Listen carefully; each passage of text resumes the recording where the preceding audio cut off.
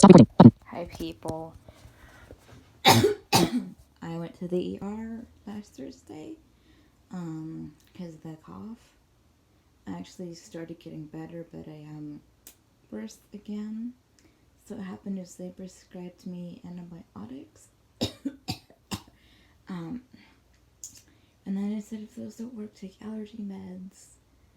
But it's like really, really bad again, and my chest really hurts. So I decided, I asked my mom, if Tylenol and ibuprofen don't work, is it reasonable to go in? And she's like, yeah. So I took it, and we're waiting to see if it works.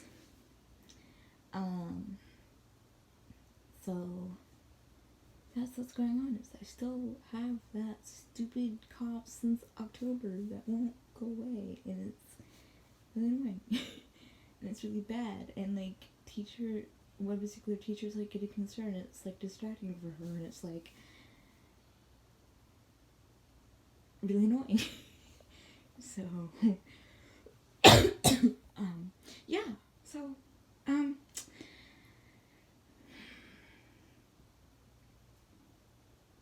yeah, annoying. So my preferred activity is sleeping, because that's when I don't cough. I don't want to go in, because they'll probably send me home and go, oh, you're fine. And I'm like, I'm probably not fine. I'm not gonna die, but I'm not fine because I have a cough. I won't go away, but it is what it is. They're probably not gonna find anything.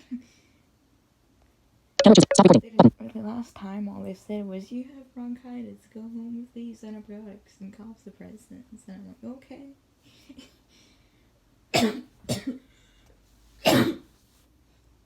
Yeah, I'm trying to cover my mouth, but I can't because my arm is moving right. But you know how it is.